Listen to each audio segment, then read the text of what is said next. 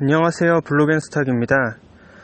한국 정부가 암호화폐에 대해 본격적으로 관여해서 각종 규제를 펼친 지 반년 이상이 지났습니다. 보통은 좋은 점도 있고 나쁜 점도 있다고 말하게 되는 것이 정상이지만 이것만큼은 차마 좋은 점이 있는지에 대해선 입을 다물게 합니다. 한국 정부가 블록체인은 육성하고 암호화폐는 틀어막는 아주 요상한 정책을 펼치고 있는 상황 속에서 그간 해놓은 정책들로 인해 무슨 일들이 벌어졌는지 살펴보고 몇 가지 팩트체크도 해보겠습니다. 그리고 이건 거의 혁명이 아니라 운동이 아닌가 싶을 정도로 4차 산업혁명을 주창하고 블록체인을 장기적으로 육성하겠다고 했는데 그 과정에서 암호화폐가 꼭 필요할 수 있는 현실적인 이유 3가지도 함께 짚어보도록 하겠습니다. 해당 영상은 암호화폐 투자자분들 뿐만 아니라 암호화폐에 특별한 관심이 없는 분들 및 그리고 가능성은 좀 희박하겠지만 관련 정보부처 분들도 꼭 좀 봐주셨으면 하는 영상입니다. 구독과 좋아요, 공유까지 꼭 해주시길 부탁드리면서 한국 정부의 암호화폐 규제 결과에 대한 이야기부터 시작해 보도록 하겠습니다. 암호화폐가 위험성이 많으니 관련 제도와 규제를 정비해서 투자자들의 피해를 막아보겠다고 호언장담한 지 반년이 넘은 후에 그 정책에 대한 결과가 지금 화면에 보여드리는 모습입니다. 계좌는 막아서 신규 자금 유입은 안 되고 갈팡질팡하고 있는 동안에 후업이 BTCC, 비트제트 등 중국 거래소들은 수수료까지 낮춰가면서 국내 시장 점유율을 높이겠다고 하고 이 때문에 한국 토종 거래소들은 고전을 면치 못하고 있는 상황입니다. 물론 국내의 모든 거래소들이 전부 다 잘하는 것은 아닐 것이고 영 좋지 못한 모습을 보여주기도 했던 것은 분명한 사실이며 잘못된 부분에 대해서는 확실하게 질타를 하고 시정하게 해야 하는 것은 맞습니다. 그러나 국내 시장에서 한국 토종 거래소들은 점점 힘을 못 쓰게 되고 이와는 반대로 해외 거래소들은 물밀듯이 들어오면서 점유율을 계속 높여간다면 장기적으로 봤을 때 이는 상당히 위험할 수 있습니다. 팔은 안으로 굽는다고 어찌 됐건 해외 거래소들은 그들의 나라가 모국이고 그들에게 한국은 비즈니스 대상일 뿐인데 지금은 해외 거래소들이 수수료가 낮아서 좋다고 하겠지만 만약 나중에 정말 국내 시장의 점유율을 다 잡아먹게 됐을 때도 마냥 언제까지나 지금처럼 한국 투자자들에게 정직하고 친화적인 운영을 지속할 수 있을 것인가를 생각해 보면 경쟁자도 없는 마당에 과연 그럴 수 있을까 하는 의구심이 들게 합니다. 또한 얼마 전에 2018년 세법 개정안이 발표됐었고 개정안에 암호화폐 관련해서 세금을 매기는 것에 대한 내용은 언급이 제외가 됐었어서 언론들을 포함한 다양한 채널들에서 좋다고 이야기를 했었습니다. 그러나 그 희망으로만 긋는 분들이 이번에도 또 간과하신 것은 세법 개정안에 포함된 내용 중에 암호화폐 취급 업체에 제공을 해오던 세액 감면 혜택이 제외됐다는 내용도 있었다는 부분입니다. 계좌도 막히고 세액 감면 혜택도 제외가 되고 정부가 이리저리 옥죄기만 하는데 에라 나도 모르겠다 하는 생각이 들어서 그래서 그냥 배째고 펌핑하고 재정거래를 했던 건가 하는 생각마저 들게 합니다. 정부가 정말 투자자들을 보호하고 싶다면 정말 자국 기업들을 보호하고 관련 산업을 육성하고 싶다면 지금처럼 일단 덮어놓고 전부 틀어막고 있는 대로 쥐어짤 게 아니라 최소한 방해는 하지 않는 선에서 현재도 정말 문제가 되고 있는 펌핑을 통한 재정거래, 거래소 보안 규정 미충족, 해킹을 당한 후 파산하고 잠적하는 먹튀 패턴 이런 것들을 잡아내야 할 것입니다. 지금과 같은 탁상공론에 불과한 정책들은 문제가 발생했으니 이를 해결하고 고쳐서 더 발전적으로 나아가는 그러한 형태가 아니라 문제가 발생했으니 아예 문제 자체가 발생하지 않게 싹 다 그냥 없애버리고 입을 닫아버리자 이렇게 하는 걸로 밖에는 보이지가 않습니다. 제발 올바른 곳에 올바른 일을 좀 해주시기를 간곡하게 부탁드립니다.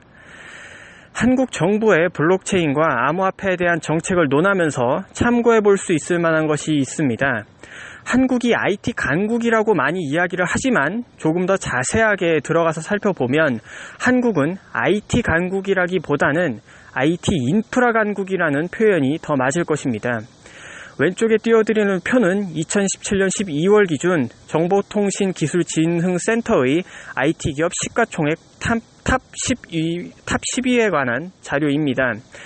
보시면 자랑스럽게도 국내 기업인 삼성이 쟁쟁한 기업들과 어깨를 나란히 하면서 시가총액 8위에 위치해 있는 모습입니다. 국내 기업이 이 정도만 해주는 것도 어찌 보면 참 대단하다고 볼 수도 있습니다. 그러나 국내의 컴퓨터, 핸드폰, 인터넷 보급률 등 인프라적인 측면과 그 인프라에 사용되는 소프트웨어적인 측면을 서로 비교해 봤을 때는 국내 인프라가 잘 되어 있는 것은 맞지만 그 인프라에 사용되는 소프트웨어에 대한 점유율 측면에서 봤을 때는 아직 부족한 점이 상당합니다.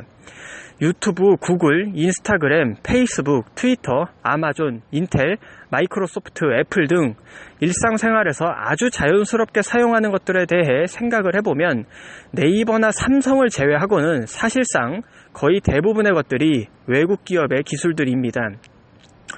이러한 현재의 상황들과는 조금 다르게 대한민국이라는 나라는 역사적으로 과거에 IT 인프라적인 측면뿐만 아니라 IT 관련 소프트웨어적인 측면에서도 세계적인 강국이 될 수 있는 기회가 충분히 존재했었습니다. 모르시는 분들이 계실 수 있겠지만 미국이 인터넷망을 처음 연결을 했었고 전 세계에서 두 번째로 인터넷망을 연결한 국가는 다름 아닌 대한민국입니다. 그것도 자체 개발로 연결을 했었으며 해당 연결을 주도하신 분은 전길남 박사님이시며 세계 인터넷 개척자 30명 중 한 분으로 인터넷 소사이어티 명예의 정당에 헌액되어 계십니다. 현재 이분께서는 국내에 계시지는 않고 일본 대학에 계시다고 합니다. 암호화폐 이야기를 하다가 갑자기 IT 기업 이야기를 해서 좀 뜬금포라고 생각하실 수도 있습니다. 그러나 잘 생각해 보면 한국이 IT 인프라는 잘 갖추었지만 그 내부에 들어가는 소프트웨어는 대부분 외국 것을 사용하고 있고 유능한 인재들은 대부분 해외로 빠져나가는 것처럼 이 암호화폐 시장 역시 한국이 암호화폐 투자가가 300만에 달한다는 통계가 있고 거래소들도 많지만 실질적으로 암호화폐 자체는 거의 다 외국 것이 대부분이며 그나마 시장을 개척해 나가고 있는 국내 개발진들조차 헛발질이 많은 정책으로 인해 해외로 이탈하고 있다는 점이 슬프고 암울하지만 앞의 사례와 많이 닮아 있습니다.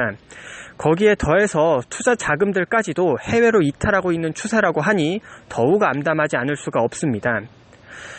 정부에서 블록체인은 육성, 암호화폐는 막아놓고 나는 몰라요 하는 태도를 보이면서 이 둘을 분리해놓고 따로 취급하고 있습니다.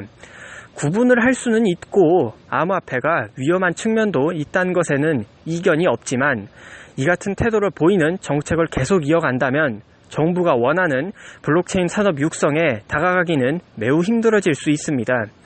그래서 거의 운동에 가까운 4차 산업혁명과 블록체인 산업 육성에 암호화폐가 꼭 필요할 수 있는 이유를 3가지 정도로 추격해 보았습니다. 지금부터는 그 3가지에 대해서 하나씩 보면서 이야기를 풀어나가 보도록 하겠습니다.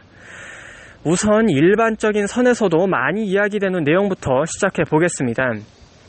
이전에 정부 부서에서 블록체인 기반의 디지털 신뢰사회 구현이라고 해서 블록체인 산업을 어떤 식으로 육성할 것인가에 대한 계획을 밝혔었습니다. 다양한 정책들을 통해서 기술 상대 수준, 전문 인력 및 전문 기업을 2022년까지 현재의 수준보다 훨씬 높은 경지로 올려놓겠다는 포부를 밝히기는 했는데 암호화폐에 대한 이야기는 어디에서도 찾아볼 수가 없었습니다.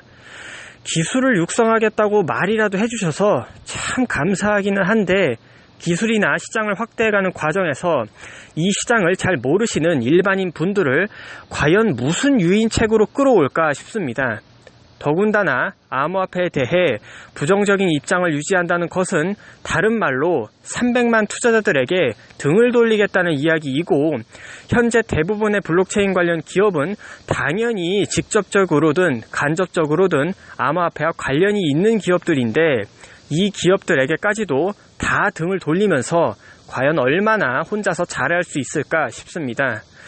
아직 초기 시장인 이 상황에서 현재 시장에 형성되어 있는 자원들을 이용하기도 바쁠 텐데 홍길동도 아니고 뚜렷한 묘책도 없으면서 사람들을 끌어들일 대책은 과연 생각이나 하고 있을까 의심하게 합니다. 정말 정부가 이야기한 대로 블록체인 기반의 디지털 신뢰사회를 구현하고 관련 산업을 육성하고 싶다면 일반인들도 그것에 자연스럽게 참여할 수 있도록 당근의 역할을 하는 것이 꼭 필요할 것이고 이미 너무나도 명확하게 그 효과가 증명되어 있는 암호화폐 시장이 그것에 도움을 줄 수 있을 것입니다. 이 사실을 알면서도 모르는 척하고 있는 것이라면 그것도 좀 이상하고 설마 모르고 있는 것이라면 그것은 더욱 요상할 수밖에 없는 노릇일 것입니다. 정부 관계자 분들이 당근의 역할을 할 수 있는 정말 좋은 게 바로 눈앞에 있다는 사실을 제발 좀 인지하셨으면 좋겠습니다. 두 번째는 먼저 현 한국 사회의 경제에 대한 이야기로 시작해볼까 합니다. 청년 실업 같은 경우에는 워낙에 예전부터 지속적으로 문제가 되어 오고 있던 사안인데 사실상 아직 뚜렷한 대책은 없는 상태입니다.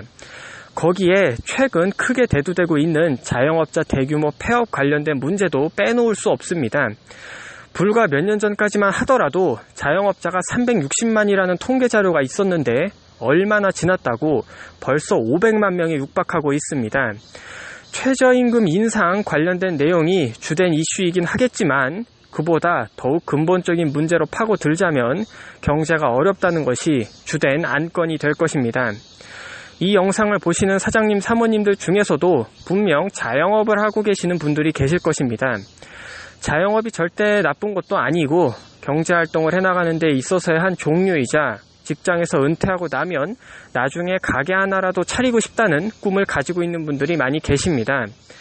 자발적으로 자영업 시장에 참여하는 것은 당연히 좋습니다. 그러나 여기서 중요하게 던져봐야 할 물음은 과연 현 자영업 시장에서 경제활동을 하는 분들이 정말 본인이 원해서 본인의 의지로 자영업을 선택한 것일까 하는 것입니다. 참 씁쓸한 기사를 접한 적이 있습니다.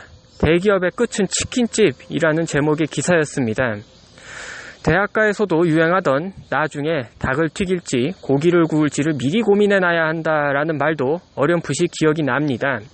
자영업이나 음식점을 조롱하는 것이 결코 아닙니다. 다만 슬프지만 부인할 수 없는 현실을 반영한 이 말들로 미루어 볼 때 과연 현재의 자영업 시장에 종사하시는 수많은 분들이 자발적으로 뛰어든 분들이 더 많을지 아니면 일자리를 구하지 못해서 평생 모으신 돈과 퇴직금을 들고 반강제적으로 떠밀리듯이 참여하게 되신 것은 아닐지 진지하게 생각해 보아야 할 것입니다.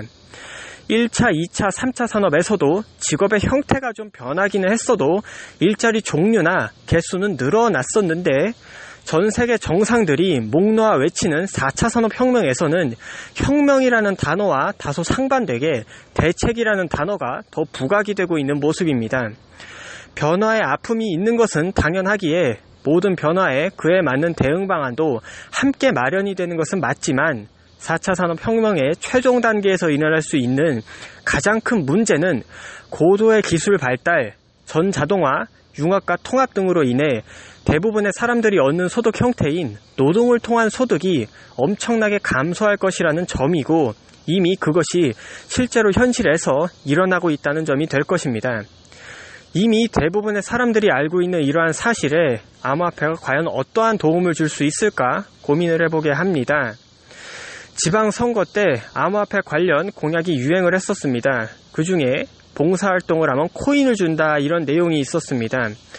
또한 걷기만 해도 암호화폐를 준다는 만보기 앱도 등장해서 화제가 되기도 했었습니다. 첫 번째 사례의 경우에는 참 정부다운 생각이기는 한데 공약이 실행이 되느냐 실행되지 않느냐보다 더 중요한 포인트가 있습니다. 암호화폐는 기본적으로 보상의 개념을 가지고 있습니다.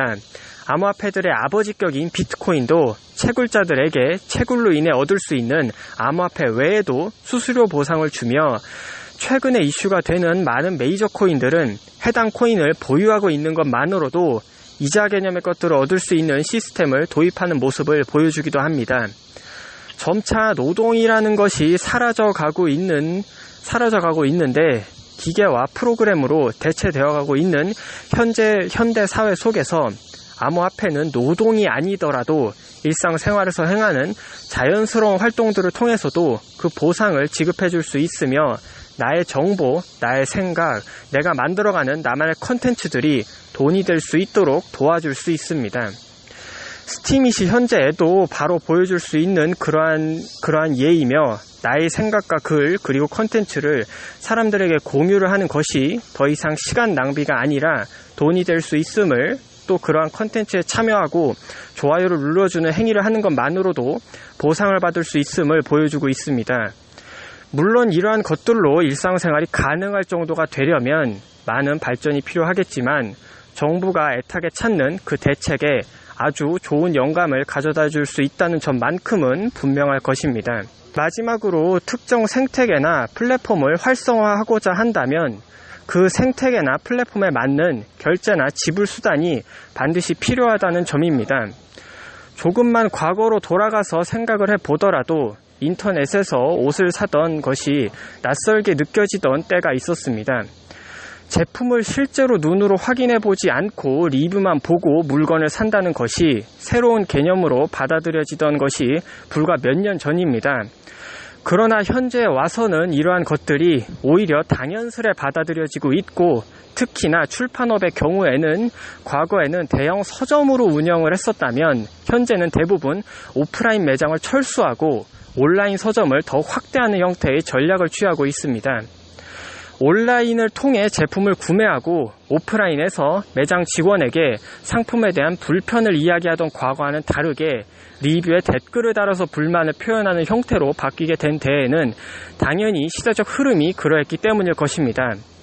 그러나 이러한 시장이 보다 빨리 성장할 수 있었고 전 세계적으로 확대가 될 수 있었던 그 근간에는 예를 들어 카카오페이나 네이버페이, 각종 전자결제 등 온라인 전자상거래에 걸맞는 온라인 결제 플랫폼 역시 함께 성장을 했기 때문입니다. 온라인 전자상거래를 육성하겠다고 해놓고 결제 방식은 현금만 받는 구시대적인 모습을 유지를 했었더라면 지금과 같은 모습은 결코 상상할 수 없었을 것입니다. 4차 산업혁명이 가속화되고 정부가 블록체인 산업을 육성하여 관련 생태계를 조성하는 데 있어서 그 생태계에 꼭 맞게 나온 암호화폐를 등한시하고 억누르면서 나는 모릅니다 하는 태도만 취한다면 남들 인터넷에서 물건 살 때 직접 현장에 가서 물건을 사고 힘들게 들고 오는 과거의 모습에서 벗어나기는 영 힘들게 될 것입니다. 남 탓하면 안 되지만 참 남 탓을 할 수밖에 없는 상황들을 많이 만들어 주십니다. 가난은 나라님도 어떻게 못한다는 말이 있는 것처럼 정부가 다방면에서 고전을 면치 못하고 계신 것은 이해를 하기는 하는데 최소한 찬물만이라도 끼얹지 말아주시고 과거에 이미 여러 기회들을 놓쳐왔던 것처럼 같은 실수를 반복하는 행동만큼은 하지 말아주시기를 간절하게 소망해 봅니다. 이번 영상은 여기서 마무리하도록 하겠습니다. 구독과 좋아요 꼭 잊지 말고 눌러주시고 모두 성투하시기를 바라겠습니다. 지금까지 블록앤스탁이었습니다. 감사합니다.